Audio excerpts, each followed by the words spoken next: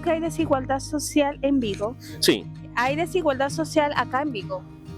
sí. En mi opinión, ahora mismo estoy residiendo aquí, llevo ya un año y creo que sí. Hombre, yo creo que sí, más o menos creo que sí. ¿Consideras que hay desigualdad social en Vigo?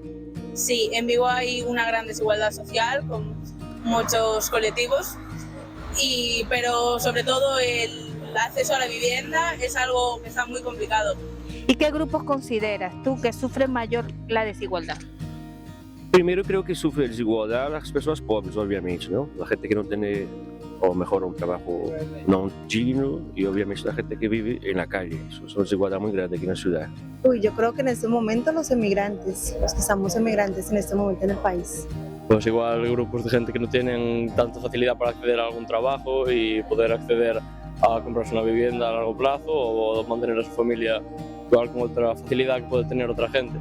Igual que ya tiene familia aquí o más facilidades de conocer gente, conocer empresas, estudios ya previos. Pues mira, las personas sin hogar, personas migrantes, mujeres maltratadas, personas drogodependientes y muchos otros colectivos. ¿Tú te crees que hay suficientes recursos para abordar el tema de la salud mental? Sí, hay suficientes. Pasa que yo creo que están o mal distribuidos o mal administrados. Me parece que hay demasiadas personas que necesitan ayuda y pocos recursos que puedan abordar a todas las personas. ¿Y cree usted que trabajan las administraciones para ayudar sobre la desigualdad? Dicen, ahora que hacen, no. Creo que lo están intentando, pero de la manera que lo están intentando gestionar, que no está siendo lo más efectivo posible. Porque son unos procesos muy largos, van muy lentos y deberían acelerar el proceso.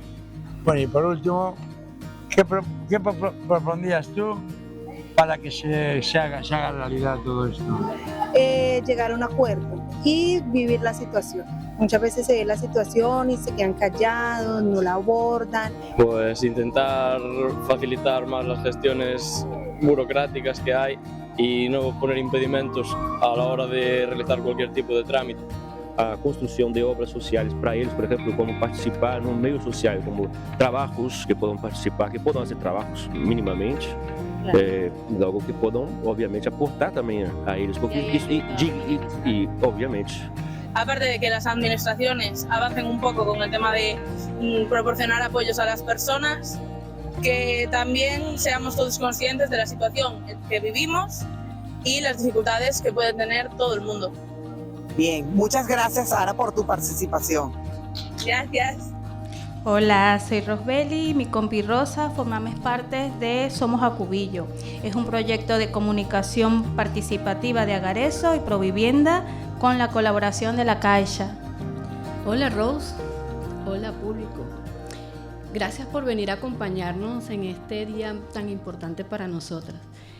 Queremos contarles que Somos Acubillo está formado por nuestros compañeros y compañeras, Andrea, Sinet, Judith, Clara, China, Caterín, Oleana, Yaceida, Miguel, Tatiana, José Francisco, Eduardo, Ángeles, Mayret, Patricio, Zoraida, Rosa, Alfonso, Belén, Álvaro, Jesús y Euros. Algunos estuvieron en todas las sesiones y otros menos, pero todos han formado parte de esta gran familia.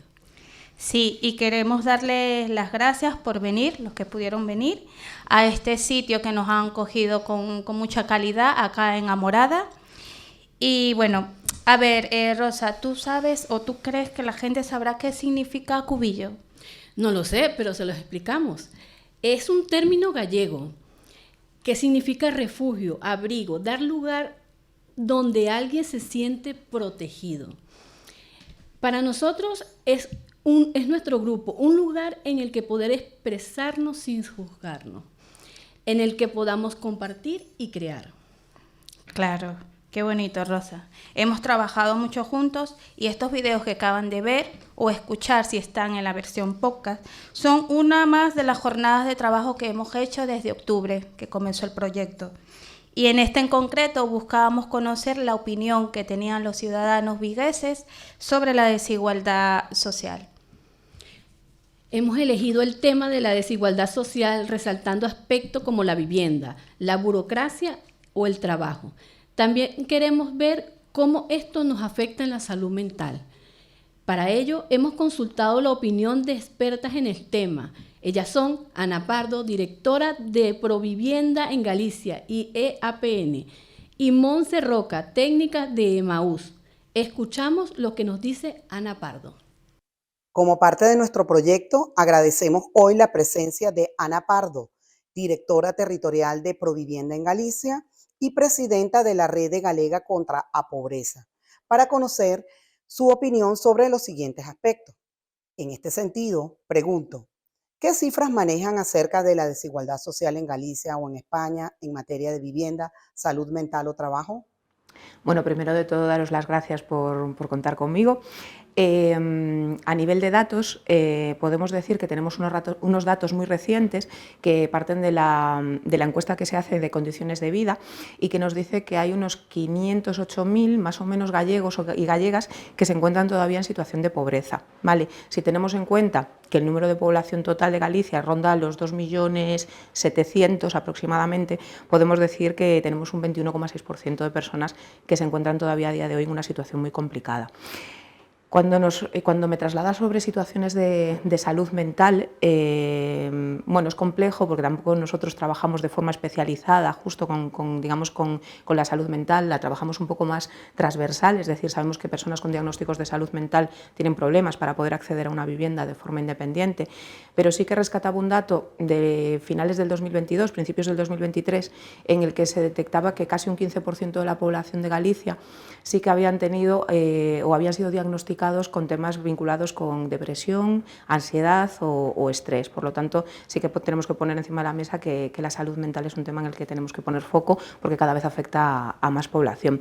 Y a nivel de empleo, pues creo que estamos en un momento que podemos valorar como dulce, por un lado, porque los datos es que cada vez se va reduciendo los datos de desempleo, pero aún así queda todavía mucho proceso para que todas las personas que puedan trabajar, es decir, también tenemos que entender que hay población que la finalidad no va a ser el empleo y que también son ciudadanos de pleno derecho, pero los datos nos decían que a nivel de desempleo en Galicia estábamos alrededor de unas 121.000 personas aproximadamente. Tenemos la opinión de la calle y tenemos cifras oficiales. Sí existe la desigualdad. Pero fíjate, Rosa, que qué curioso que hay otros aspectos en los que también se manifiesta, tal y como nos dice Monse. Escuchemos. Continuamos hablando de un tema tan importante como es la desigualdad social, específicamente en tres aspectos: vivienda, trabajo y salud mental. Hoy contamos con Monse Roca, quien es representante de Emaús, una organización social. Bienvenida a este espacio. Gracias. ¿Algún otro ámbito que no sea estos que te he mencionado, algún otro ámbito en el que se refleja la desigualdad según tu percepción? Sí, pues mira, fundamentalmente en el ámbito relacional. Nos encontramos con un montón de personas que están solas y que eso también es parte de un reflejo de una situación de desigualdad. En el ámbito ocupacional, de acceso al empleo y actividades que pueden ser de ocio, también hay muchísima desigualdad. Y por supuesto también en el ámbito de la formación, también, ¿no? Cuando tenemos más dificultades también de acceso a la formación y de, bueno, pues de adquirir otras capacidades, ¿no? Pero diría fundamentalmente que en el ámbito relacional. Como vemos, la desigualdad social es un tema más complejo de lo que parece, Rose. Y con eso coincide también nuestro compañero From. Vamos a escuchar lo que piensa acerca de la desigualdad, ¿te parece? Claro, veamos. Mi nombre es Alfonso y voy a hablar sobre desigualdad social. En mi opinión, la desigualdad social existe desde hace muchos años. Y aunque se dan ayudas desde los gobiernos para solventar este problema, siguen existiendo cada vez más desigualdades. Y no es que el problema no tenga solución. Mi opinión es que lo que pasa es que no conviene erradicarlo, que se podría, pero de quien depende esa solución el sistema establecido por gobiernos, estados, corporaciones y organismos gubernamentales o organizaciones internacionales no ponen todos los medios que podrían para acabar con la desigualdad. Pero teniendo en cuenta que la propia ONU, que se supone que es un organismo democrático, está organizada de una manera muy desigual, porque hay ciertos países que tienen derecho a veto. Es decir, si todos están de acuerdo en tomar una decisión, con que uno de estos, creo que son 4 países con derecho a veto, decide que no quiere participar en esa decisión, el proyecto no va hacia adelante. Y esto es una gran desigualdad social. Qué bien ha hablado Fon, me encanta. Y ha explicado perfectamente la complejidad de la desigualdad social desde su punto de vista. Y sobre todo que la solución no depende de nosotros. ¿No crees, Rosa? Así es, Rose. Y ahora vamos a seguir avanzando. Les contamos, entre todo el grupo, seleccionamos 4 temas centrales dentro de la desigualdad. ¿Te parece si empezamos por la burocracia? Claro, la burocracia influye en la desigualdad y por ello consultamos a las expertas que en qué medida lo hacía. Esto es lo que nos cuenta Ana Pardo. ¿Cómo afecta la burocracia a la hora de reducir o aumentar la desigualdad? Bueno, realmente la burocracia, yo cuando intento imaginarme de una manera visual la burocracia es papeles, ¿no? Muchos papeles. Y al final son el hacer procesos que deberían ser ágiles y rápidos, hacerlos mucho más complicados. Al final las personas que están en una situación de desigualdad lo que necesitamos es que puedan salir de esa situación lo antes posible, no que se cronifiquen. Si el proceso se vuelve tedioso, largo, cuando digo los papeles, un trámite, otro trámite, pues al final estamos haciendo que ese proceso se cronifique y que después todo sea mucho más tedioso. Qué interesante lo que nos dice Ana, pero también Mose tenía un enfoque importante sobre esto.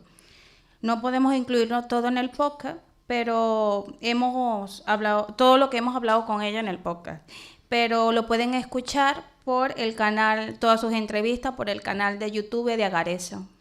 Así es, entren en ese canal de YouTube y encontrarán todas las cosas que hemos ido haciendo estos meses. Días en los que también hemos hablado mucho de nuestras vidas personales. En muchas de estas historias estaba también la burocracia por medio. Vamos a escuchar lo que nos dijo Euro sobre esto.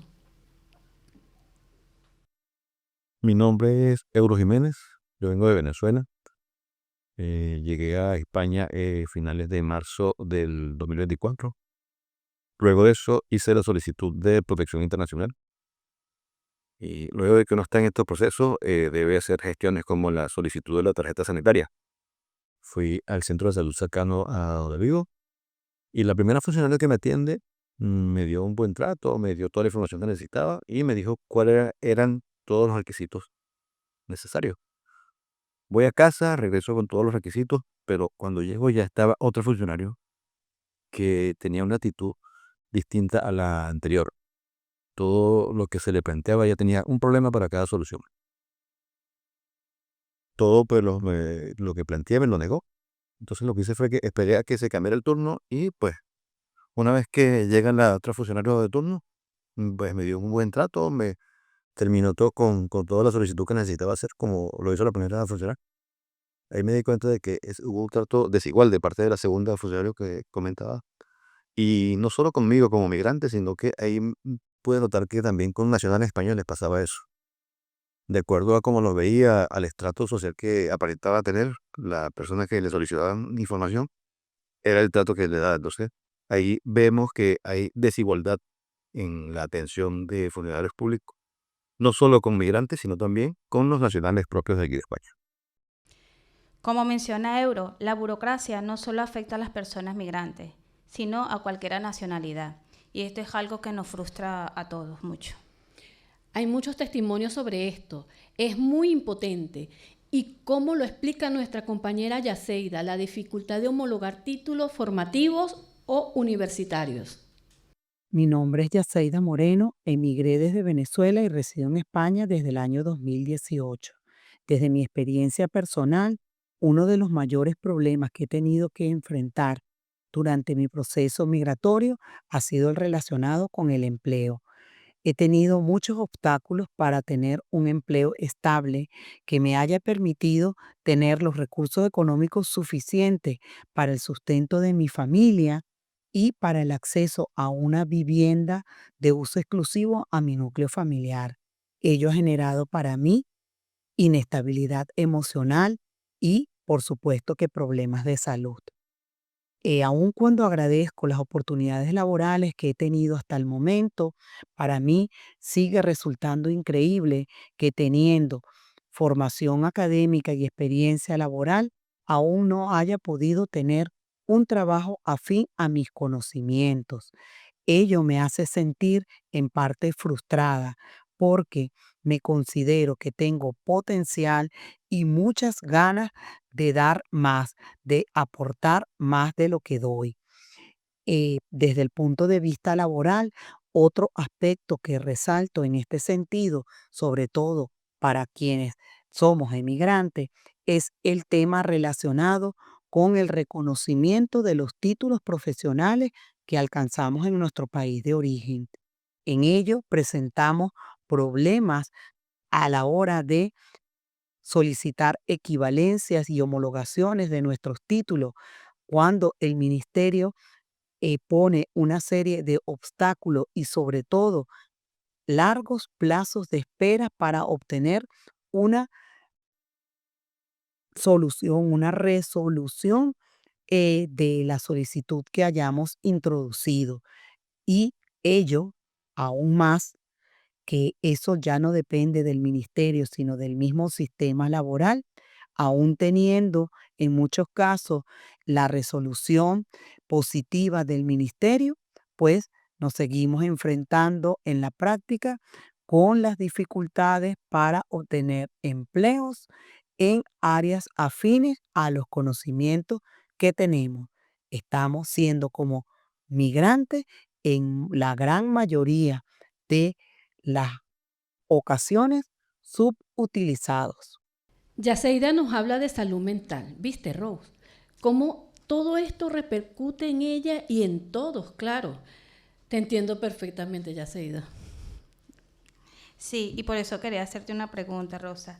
¿Crees que la burocracia puede influir directamente a nuestra salud mental? Sí, sin duda, pero vamos a escuchar también si Ana Pardo está de acuerdo con nosotras. Son conscientes de que en los casos de burocracia hacen que surjan problemas de salud mental también.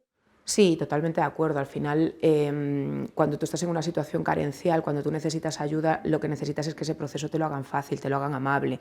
Si el proceso se vuelve tedioso, la respuesta que recibes incluso desde el personal que te atiende es distante, es falta de empatía, eso tiene eso lo que repercute en cada una de las personas es en generar pues estrés, más ansiedad, tristeza, frustración, enfado. Todos esos sentimientos, digamos que cuando además están repercutiendo en que puedes estar viviendo una situación de vulnerabilidad extrema, pues es un potente facilitador de que puedan aparecer problemas de salud mental. Efectivamente, la burocracia afecta muchísimo. Claro que sí, y eso se refleja en muchas historias, como la que nos cuenta nuestra compañera Belén, que tuvo la gran generosidad de compartir con nosotras su experiencia vital con este tema. Hola, me llamo Belén, tengo 3 hijos, 2 niñas y un niño. Yo en mi trayectoria y tal, en mi vida prácticamente, siempre que fui a buscar un trabajo, a lo mejor no te ponían nada de experiencia, pero tan pronto llegabas al sitio, pues lo primero que te hacían era preguntar si tenías experiencia. Si no tenías experiencia, no les valías. Entonces, yo como cogí, eh, no les servías y tal, no te daban experiencia ni nada, entonces yo cotizado no tengo no tengo nada, solo tengo un año gracias a pues, haber trabajado en lo del Consejo de Vigo, en en un proyecto vial, entonces es el único año que tengo cotizado. A partir de ahí, pues nada. Entonces, yo en mi vida con el tiempo tuve que acogerme a un RISGA. Bueno, me adjudicaron el RISGA y tal, fue aceptado. La cosa es que prácticamente, pues bueno, cuando empezó a trabajar mi hija, pues sí, la segunda de mis hijas, cuando empezó a trabajar, pues bueno, a mí me sacaron el RISGA. ¿Qué pasa? Que el problema es que yo al tener el problema pues bueno, con lo mío, que tengo en fin, estoy operada en una hernia discal, entonces hay cosas que me cuestan hacer. Después otra, que bueno, que yo el día de mañana, yo pues por ejemplo, en ese momento el niño no está conmigo, que es muy duro decir que, bueno, que no lo puedes tener en ese momento en casa, dado las circunstancias que pasaron a raíz de un problema que hubo en el colegio. Y entonces es un niño con trastorno de espectro autismo. Entonces, claro, ese niño depende de mí. ¿Qué pasa? Que yo, en el momento que él esté en casa, pues tengo que estar, pues dedicarle a él el tiempo. Entonces, me veo a raíz de que me sacaron el RISGA, pues claro, llega un momento que dices, tú dependes de otra persona y en ese momento, pues por circunstancias, dependo de mis hijas. Es muy duro decirlo, es muy que bueno, voy sacando algo con mi costura y con algunas cosas que hago, pues a lo mejor amigurumis y tal. Entonces, pues voy sacando algo. Yo lo que noto es que sí, me vengo abajo muchas veces porque cuando mi hijo pueda estar en casa, el problema es cuando, si yo quiero ir a trabajar, como mi hijo depende de mí, pues es más complicado de buscar un trabajo. Entonces, ahora es muy triste depender de unos hijos porque no lo veo normal de que unos hijos tengan que ayudar a su madre cuando tendría que ser al contrario, que es que una madre le ayude a sus hijos, nada más. Pues aquí Belén nos habla de algo que refleja perfectamente el tema de cómo afecta una ley o un trámite en nuestras vidas. Y es que dentro de la burocracia pueden incluirse muchas cosas, entre ellas, por supuesto, los diferentes trámites que tenemos que hacer, por ejemplo, en un proceso migratorio, como lo es el de mi compañero Julio César. Vamos a escucharle, que también le entiendo, ¿eh? Si en algún momento me he sentido con desigualdad fue el momento que yo pasé por migración al aeropuerto de Madrid, donde considero que el funcionario que me atendió me trató de una manera xenófoba y muy desigual. Creo que de alguna u otra forma violentó mis derechos. Sentir impotencia, sentir rabia por un trato que quizás nosotros, ni nadie, no considero que ningún ciudadano del mundo se merezca un trato como ese, al menos si no está incurriendo en un ilícito. Entonces,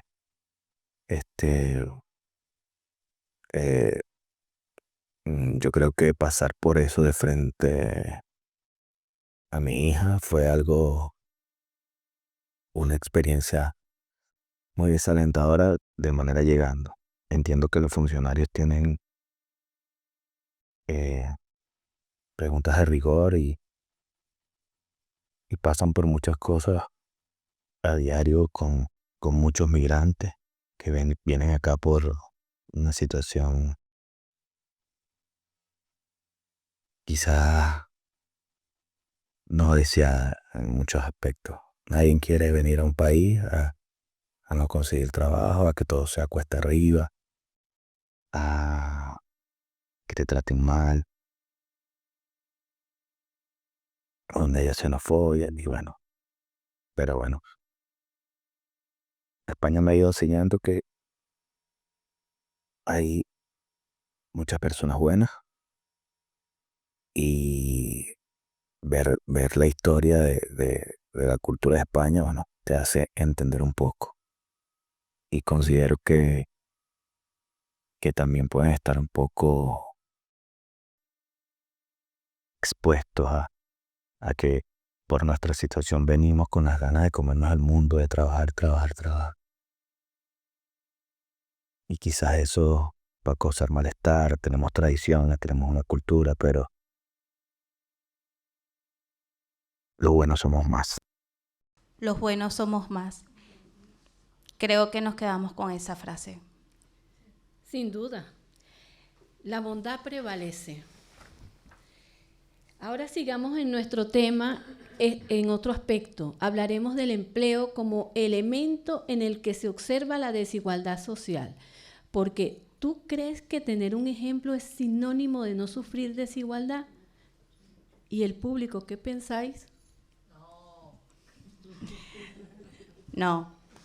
Y muchas personas piensan que teniendo un empleo, un salario, no existen ya situaciones de desigualdad. Pero no es así. Vamos a escuchar a nuestras expertas. En esta ocasión vamos a escuchar a Monse a ver qué opina. Retornando al tema de estos aspectos que te he mencionado, hoy en día la tasa de desempleo ha disminuido según cifras, ¿no? Sin embargo, para ti, tener un trabajo es sinónimo de no sufrir desigualdad hoy en día. No, de ninguna manera, porque nos encontramos con trabajos que tienen unas horas, están precarizados en el número de horas, los trabajos son bastante inestables y hay bastantes trabajos temporales, y entonces, por ejemplo, si quieres acceder a una vivienda, te están pidiendo que tengas mínimo una antigüedad de 1 año en tu contrato laboral y es muy difícil tenerlo. Entonces, y por encima la cesta de la compra sigue estando muy alta, entonces tú puedes tener unos ingresos de trabajo, pero puedes seguir generando una situación de dificultad económica. ¿Eso lo han palpado ustedes? Sí, clarísimamente. Después los alquileres están muy altos, entonces si está pensado que tú dediques un tanto por cien como teoría, ¿no?, de tus ingresos al alquiler, eso se dispara a día de hoy. Está claro, como dice Monse, el empleo es un elemento determinante para la estabilidad, pero no garantiza cubrir las necesidades básicas. Y ahora que hemos visto que el empleo no garantiza el acceso a una vivienda digna, vamos a ver otros factores que dificultan el acceso a la vivienda. Creo que la respuesta que nos dio Ana también es muy interesante, ¿correcto? Sí, exacto. Vamos a conocer la realidad en este aspecto. ¿Qué datos manejan acerca del acceso a la vivienda de personas en riesgo de exclusión social? Hoy en día el acceso a la vivienda se vuelve complejo prácticamente para todos los grupos en general de la población. Las personas jóvenes tienen mucha dificultad en su proceso de emancipación, porque realmente, salvo que tengan una familia detrás que puedan, digamos, que aportar todas esas garantías que exige un mercado inmobiliario, no van a poder emanciparse, no van a poder salir digamos, que del entorno familiar o de determinados entornos. Mucho más complicados, por ejemplo, para los jóvenes los jóvenes y las jóvenes que provienen del sistema de protección de menores, que a los 18 años tienen que pasar un proceso de autonomía, que no tienen muchas veces ni un empleo digno y que tienen que buscar un alojamiento porque salen de ese sistema, ¿no?, de esas viviendas de protección. Pero también ocurre con familias monomarentales, ocurre con la población mayor que hasta ahora muchas veces vivía en viviendas de renta antigua, que ahora mismo les están subiendo el alquiler de una forma pues muy abrupta y que sus pensiones no siguen ese mismo crecimiento y por lo tanto se ven a veces obligados a ¿qué opciones me dan? Irme a una residencia, es que no quiero dejar mi entorno más cercano, pero no puedo sostener el precio de una vivienda. Entonces, hoy en día el número de personas que se ven cada vez más con dificultades en sostener o en poder acceder a una vivienda es más elevado. Al final estamos en una situación del mercado inmobiliario que lo pone complicado porque hay muy poquita oferta de vivienda y la demanda es cada vez más alta.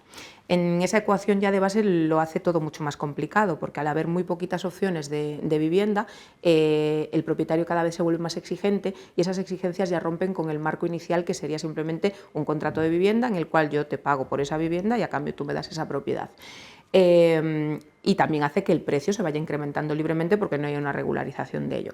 Entonces, hoy en día prácticamente la población en general tiene un problema o bien para sostener esa vivienda en alquiler o para acceder a ella, pero sí que quizás si tuviese que hacer una reseña de qué grupo de población tiene mayores dificultades, porque ya no es solo un factor económico, sino es vinculado con un fuerte estigma, no es ni la población local ni la población migrante así en grosso, sino hablaría de la población gitana. La población gitana tiene un foco de rechazo brutal a la hora de acceder a la vivienda. De ahí que mucha población gitana todavía a día de hoy siga viviendo en infraviviendas, en chabolas.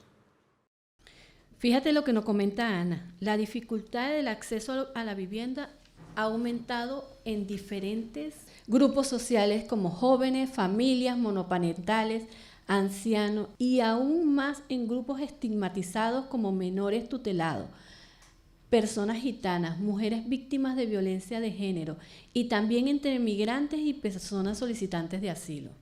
Y en este último que mencionas tenemos el ejemplo de nuestra compañera china que vino a Galicia y actualmente reside acá en Vigo como solicitante de asilo.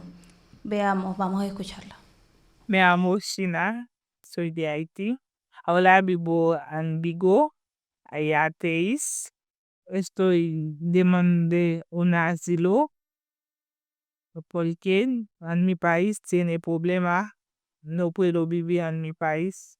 Vivo en una piso compartido con otra chica. Somos 7 personas, ahora vivo en el piso. No tengo habitación sola, tengo otra chica, compartir con otra chica. A veces tenemos dificultad con otra persona. Cada persona tiene un día para hacer su trabajo. Pero a veces tiene alguien de la persona no quiere hacer su trabajo. Tengo problema de encontrar trabajo también. Yo hice una formación de catering para trabajar en el restaurante, pero tengo la dificultad de encontrar un trabajo. Primeramente, por el idioma es un problema porque no habla muy bien el idioma. Ahora estoy estudiante el idioma y no sé si porque estoy inmigrante también, no sé, y nada más. A lo que comentábamos antes, a esto se le suma también la barrera del idioma. Sí, y la dificultad de convivir con personas que no elige, con costumbres diversas. Si la convivencia ya es difícil con nuestros seres queridos, imagínate con otras personas. Todos estos factores emocionalmente te afectan. No tener intimidad, no tener un espacio propio. Bueno, Rosa, yo lo resumiría. Tengo donde dormir, pero no donde descansar. Y cada vez conocemos más historias de personas y familias que tienen que compartir piso. ¿Me lo dices o me lo preguntas? En este sentido, le grabé también una pequeña entrevista a una persona que habla sobre el acceso a la vivienda desde un punto de vista que no hemos visto. Vamos a escuchar lo que le pasó a Paula. Hola, mi nombre es Paula, tengo 36 años y soy de A Coruña. Me identifico como una mujer cis lesbiana y voy a compartir con vosotros un caso de discriminación por mi condición sexual. Y es que yo vivía en A Coruña y cuando me trasladé a vivir a Vigo, vine con una amiga a visitar un piso. Y bueno, me lo enseñó la agencia, todo perfecto. Y cuando volví a Coruña me llaman de la agencia porque el matrimonio que lo alquilaba, pues cuando se enteró de que éramos 2 mujeres, pues que pues lo quería alquilarlo. En un principio intenté brevemente sí convencer, pero bueno, también pronto me di cuenta que tampoco teníamos ningún interés mi pareja y yo en que nuestros caseros fueran 2 personas que realmente pues no respetaban los derechos de las personas queer. Y con respecto a cómo podemos frenar esto o mejorar esta situación, pues yo creo que es una cuestión totalmente de educación, desde el más bajo nivel, en los colegios, obviamente en la calle, pero de donde podemos controlar más eso es en los colegios y educar para la igualdad, educación para el respeto, educación en valores y nada. Muy interesante, Rose, el testimonio que nos has traído.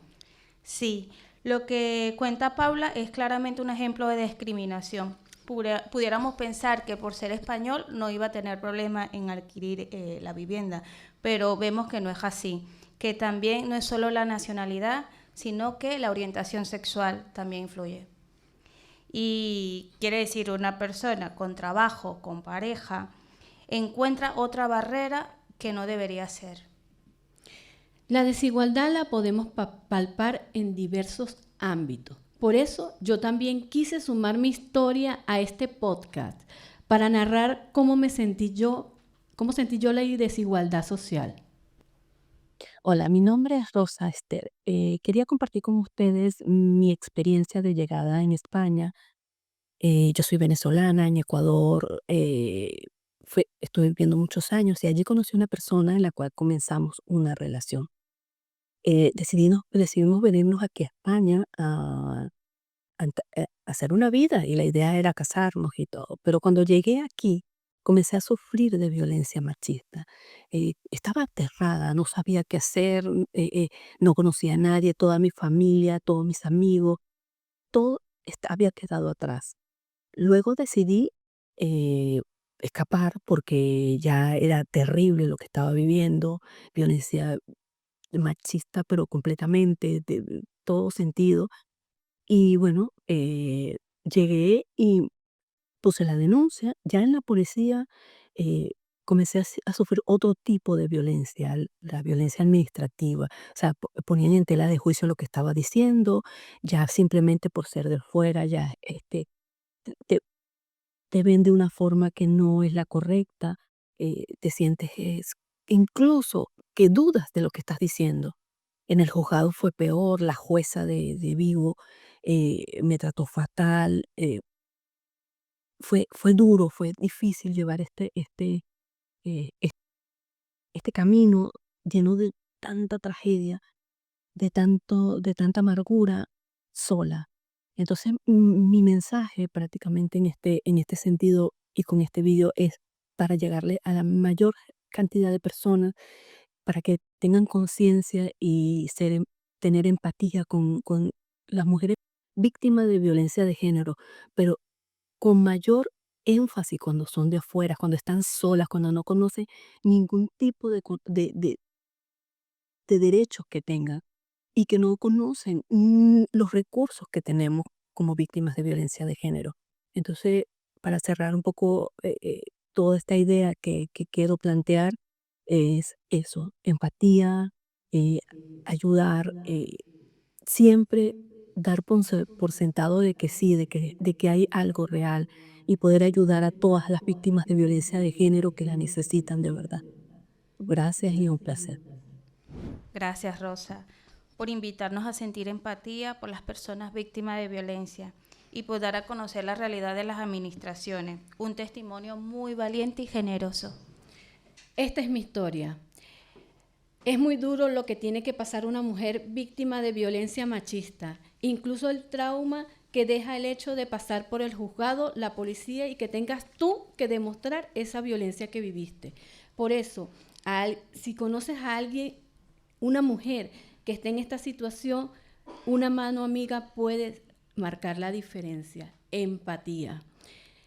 Pero a mayores también quisimos conocer la opinión de nuestras expertas en esto. A ver qué nos dice Monse. Hablaste de la atención a las mujeres. Entonces, ¿cuál es el protocolo de actuación que ustedes emplean cuando llega una víctima de violencia machista, pero que además tiene una particularidad que es migrante. Vale, pues nosotros lo que intentamos siempre es hacer una acogida, por supuesto, trabajar desde el absoluto respeto y no juzgar, informar de los recursos que hay e intentar acompañar, incluso acompañar a poner denuncia y hacer después un seguimiento y una coordinación con las medidas que se pongan en funcionamiento. Nos encontramos, claro, con que hay mucho miedo, ¿sabes? Entonces, también muchas veces hay un planteamiento ahí de cómo intervenir cuando ese miedo está funcionando y te inmoviliza, ¿no? Entonces, bueno, sobre todo dar esa información y ofrecer el acompañamiento en todo el proceso, que es desde acompañar a policía, denunciar, hasta, bueno, pues luego si es necesario acompañar al juzgado, acompañar en las entrevistas. Monse nos contó cómo actúan desde Maús y desde luego lo importante que es ese acompañamiento, ¿no, Rosa? Efectivamente, muy necesario en momentos de tanto miedo que lo viví yo. Ese miedo puede afectar mucho a nuestra salud mental, cuando también puede hacerlo, y con esto cambiamos a otro aspecto, tener problemas en el acceso de vivienda o a un empleo. Claro que afecta, y también así lo cree Monse. Escuchemos. ¿Consideran ustedes que tener dificultades al momento de acceder a una vivienda o a un empleo pueden generar problemas de salud mental?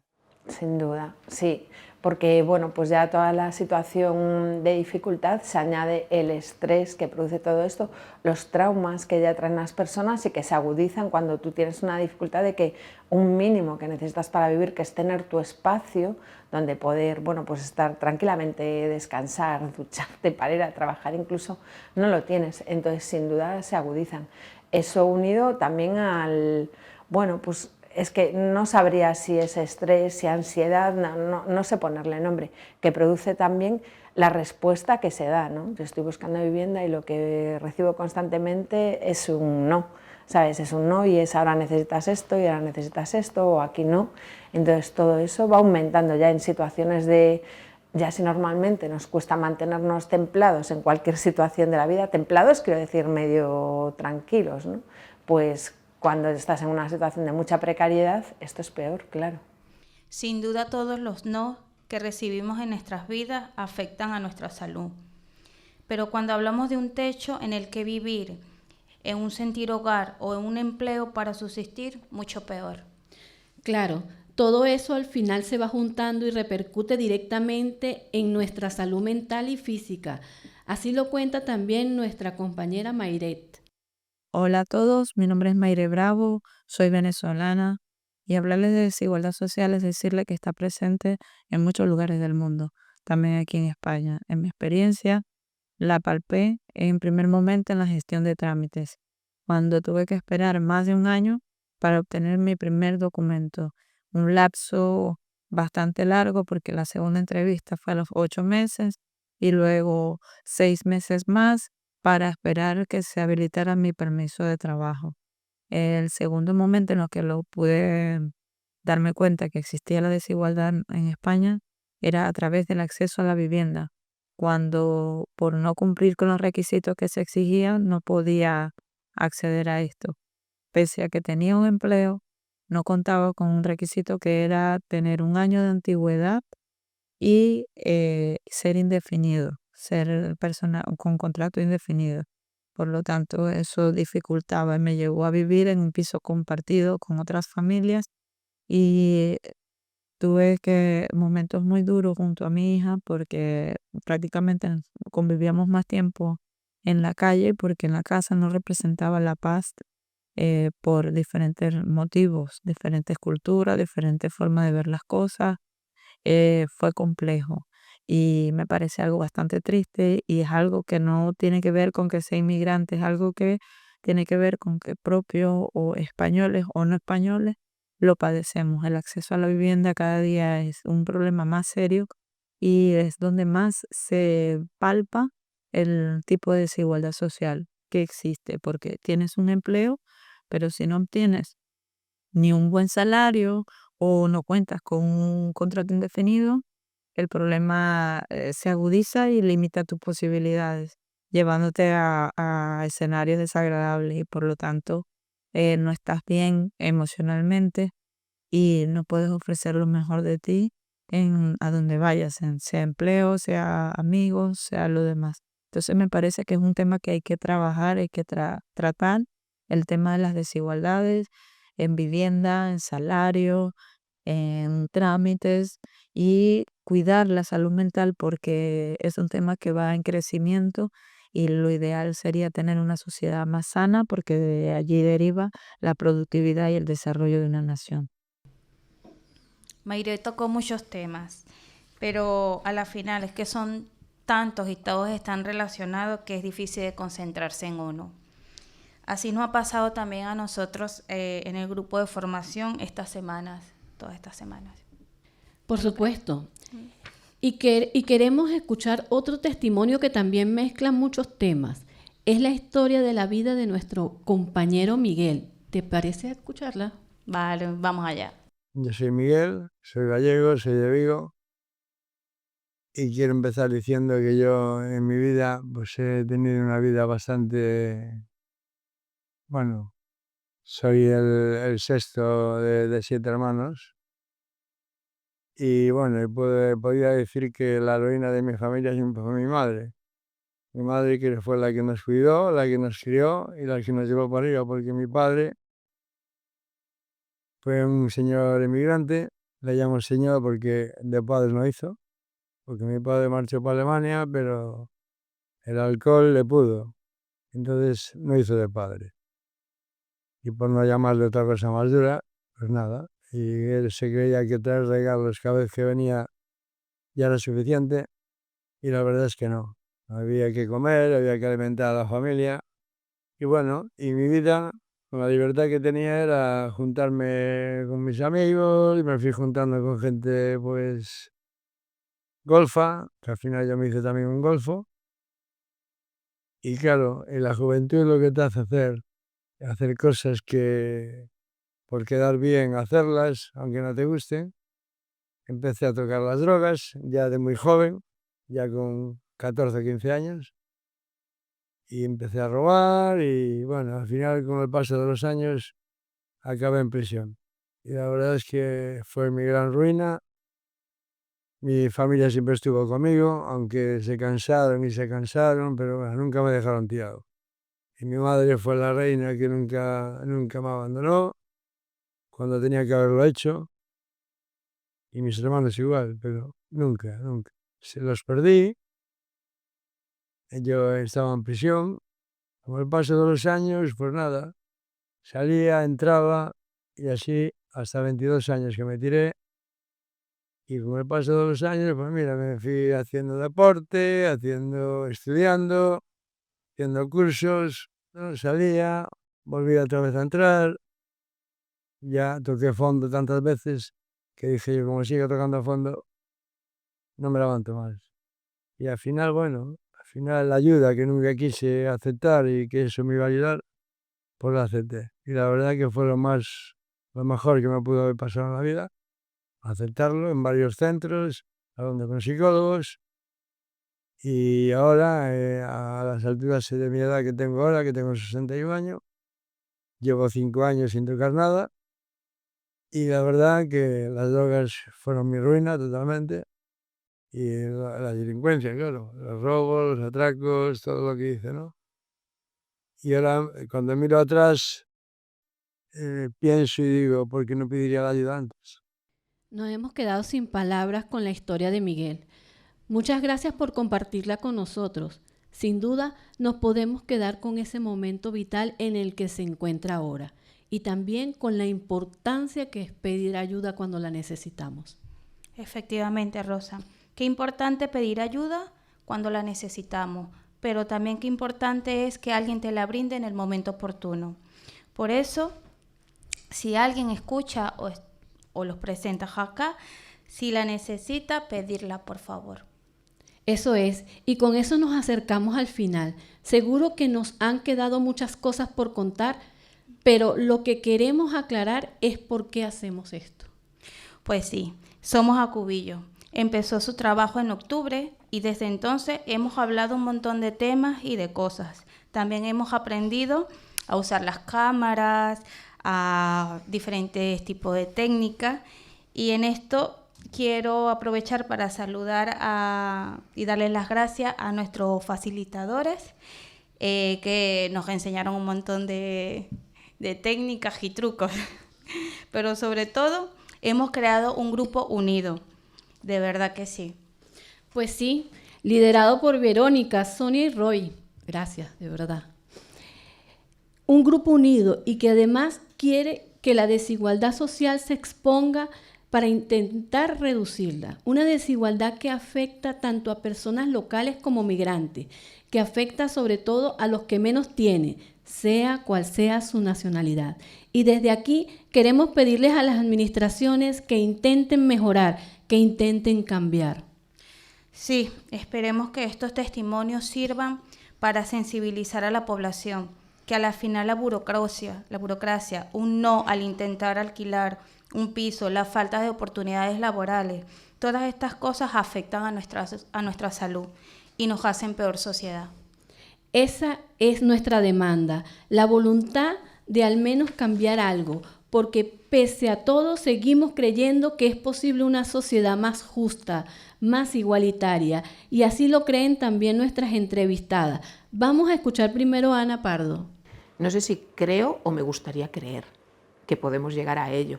Sí, yo estoy segura de que es parte del gran reto que tenemos por delante y que si somos capaces al final de volver a construir espacios más pequeños en los que nos encontremos las personas, en que nos conozcamos, en que compartamos nuestras realidades, volveremos a ser mucho más empáticos y posiblemente estaremos más cerca de ser sociedades acogedoras e integradoras. El problema, creo que hemos crecido mucho en general como sociedad, estamos cada vez más, de una forma más individualizada, y eso a veces perdemos ese contacto entre nosotros. Yo creo que somos seres sociales que buscamos constantemente la interacción, y si somos capaces de dejar de lado a veces esos discursos que pululan a nivel social y que hacen que nos separemos, yo creo que estaremos más cerca de generar una sociedad mucho más inclusiva. Qué bien, Ana. Estamos de acuerdo contigo. Y ahora veamos a Monse, a ver si pensará igual. Creemos que puede ser posible y también creemos que hay todavía hay mucho camino para hacer. Entonces, bueno, hay camino para hacer y sí que es posible. En la medida en que las desigualdades se vayan limando, yo creo que todos vamos a conseguir hacer las cosas de otra manera, relacionarnos de otra manera. Sí, sin duda. Sí, sí. Pues nos quedamos con esos mensajes positivos de ambas y con ganas de más. ¿Qué dices, Rosa? Claro, y con ese positivismo nos despedimos no sin antes dar un paso a un video que hemos hecho durante este proceso y que resume nuestras principales demandas, porque lo que sí tenemos claro es que Somos a Cubillo luchará contra la desigualdad social.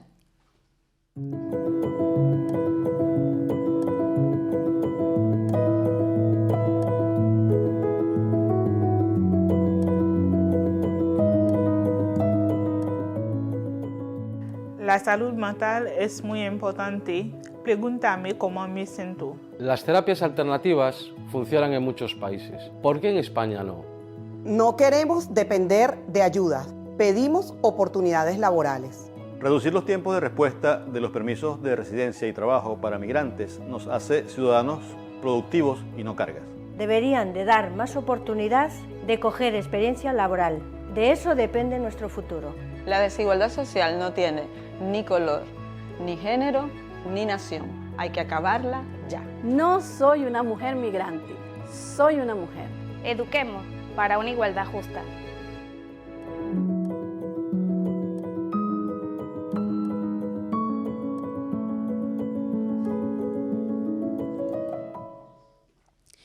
Y con esto queremos despedirnos, pero no sin antes darles las gracias por habernos acompañado. Ha sido un largo camino, pero muy bonito, hemos aprendido mucho y bueno, esperemos que sigamos en más espacios como este y ofrecer oportunidad a aquellas personas que no pueden ser oídas ni escuchadas, claro. Nada, gracias a los compis, a las personas que vinieron, a las instituciones que nos dieron la mano, como el Caixa, Provivienda, Emaús, nada, un fuerte abrazo y gracias de parte de todo el equipo de Somos Acubillo. Los buenos somos más.